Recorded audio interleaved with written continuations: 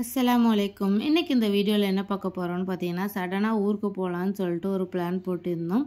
So அதனால் கொஞ்சம் திங்ஸ்லாம் வந்து வாங்க வேண்டியது இருக்குதுன்னு கீழே இருக்க ஷாப்புக்கு தான் வந்து வாங்கிட்டு இருந்தேன். வாங்கும்போதே பார்த்தீங்கன்னா என் ஃப்ரெண்ட்ஸ் வந்து சாக்லேட்லாம் வந்து வாங்கித்தாமான்னு சொல்லிட்டு அவனுமே வந்து சாக்லேட்டு பிஸ்கெட் அந்த மாதிரி வாங்கியிருந்தான். சரி ட்ராவல் போகும்போது அவனும் பசிச்சா சாப்பிட்டுப்பானேன்னு சொல்லிட்டு நானுமே வாங்கி கொடுத்துட்டேன். அவன்கிட்ட ஆல்ரெடி ஒரு குட்டி பேக் இருக்குது. அந்த பேக்கில் சரி எல்லாத்தையும் வச்சுக்கலாம் அவனாவே எடுத்துப்பான்னு சொல்லிட்டு அதுக்குள்ளேயே வந்து எல்லாத்தையுமே வச்சுட்டேன். சடனாக போட்டதுனால தற்காலில் தான் போட்டிருந்தோம். ஸோ காலையில் தான் கன்ஃபார்ம் ஆச்சு. நெக்ஸ்ட் டே போகிறோன்னா அதுக்கு முன்னாடி நாள் தான் கன்ஃபார்ம் ஆச்சு.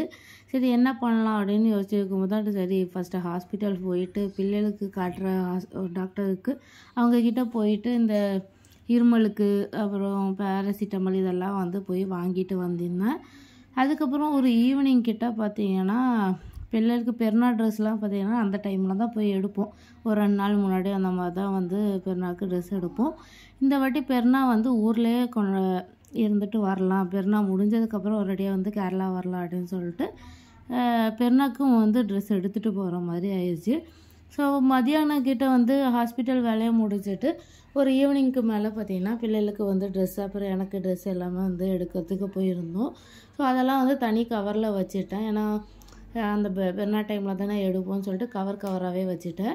பேக்கிங்லாம் நைட்டே முடிச்சிட்டேன். கொஞ்சம் முடிச்சதுக்கப்புறம் மிச்சத்தை காலையில் பார்த்துக்கலான்னு சொல்லிட்டு ஒரு 4:30 மணிக்கிட்ட எந்திரிச்சேன். ஸோ எந்திரிச்சிட்டு நேராக பார்த்திங்கன்னா ஃபஸ்ட்டு தஹஜ்ஜத் தொழுதுட்டேன். ஸோ தஹஜ்ஜத் தொழுதுட்டு மிச்ச வேலையை பார்க்கலான்னு சொல்லிட்டு தஹஜ்ஜத் தொழுதுட்டு மிச்சம் இருக்கிற எல்லா வேலையும் பார்த்துட்டு கொஞ்சம் நேரம் வந்து படுத்துட்டேன். அதுக்கப்புறம் ஒரு 8 மணிக்கிட்ட எழுந்திரிச்சிட்டு ட்ரெஸ்ஸெல்லாம் எடுத்து வச்சுட்டு ட்ராவல் போகிற ட்ரெஸ்லாம் எடுத்து வச்சுட்டு ரெடியாகி கிளம்பி போயாச்சு. கரெக்டாக ஒரு 12 மணிக்கு வந்து கிளம்பிட்டோம் வீட்டிலேருந்து. 2 மணிக்கு தான் பார்த்திங்கன்னா ட்ரெயின். அப்போது மழை வேறு ஃபுல்லாக இருந்ததுனால ஒரு 12 இங்கேருந்து 1 மணி நேரம் இருக்கும் கண்ணூருக்கு போகிறதுக்கு. ஸோ கரெக்டாக 12 மணிக்கு இறங்கினா ஒரு 1 மணி 1:30க்காவது அங்கே போயிடலான்னு சொல்லிட்டு கரெக்டாகவே வந்து இறங்கிறதுக்கு 11:30 தான் வச்சுருந்தோம். பட் அப்படி இப்படி இறங்கிறதுக்கு 12 மணி ஆயிடுச்சு. 2 நாளாகவே பார்த்திங்கன்னா மழை தான் பெஞ்சிட்டு இருக்குது. இன்றைக்குமே வந்து மழையாக தான் இருந்தது கிளம்பும்போது. இந்த பிளான் பார்த்திங்கன்னா நடக்குமா நடக்காதா அப்படின்னு ஒரு டவுட்லேயே தான் போச்சு. ஏன்னு பார்த்தீங்கன்னா மார்ச்லேயே இஃப்ராஸ்க்கு ஸ்கூல் லீவ் விட்டுருச்சு. ஸோ ஏப்ரல் ஸ்டார்டிங்லேயே ஸ்டார்ட் பண்ணியாச்சு இஃப்ராஸ் ஊருக்கு போகணுன்னு.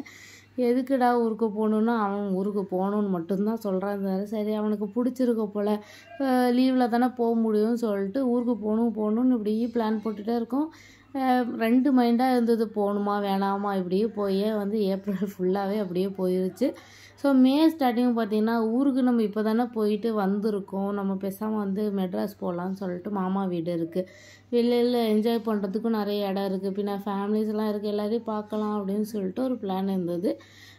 பிளான் போடுறதும் கேன்சல் ஆகுறது, டிக்கெட் போடுற வரைக்கும்லாம் வந்து ஒரு 2-3 வாட்டி கேன்சல் ஆகிட்டு மெட்ராஸு.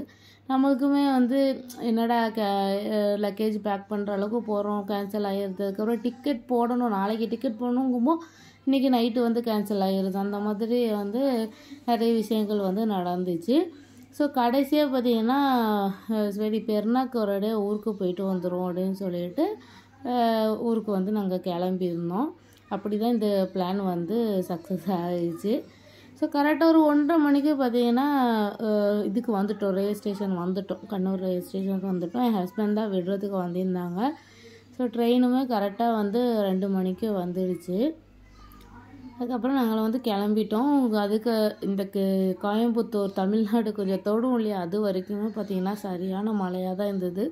உள்ளெல்லாம் ஃபுல்லாக தண்ணி, ட்ரெயின்குள்ளெல்லாம் தண்ணி ஏறி லக்கேஜெலாம் பார்த்திங்கன்னா ஈரமாக ஆயிடுச்சு. அந்தளவுக்கு வந்து தண்ணிலாம் உள்ளே வந்துட்டு கிளைமேட்டும் பார்த்திங்கன்னா ரொம்ப நல்லா இருந்துச்சு. இந்த தமிழ்நாட்டு தொடும்போது அந்த மழையே நின்றுச்சு. அது வரைக்கும் பார்த்திங்கன்னா மழை அப்புறம் காற்று அந்த மாதிரி தான் வந்து அடிச்சுருந்தது. ஜன்னல்லாம் ஃபுல்லாக க்ளோஸ் பண்ணிட்டு தான் போனோம்.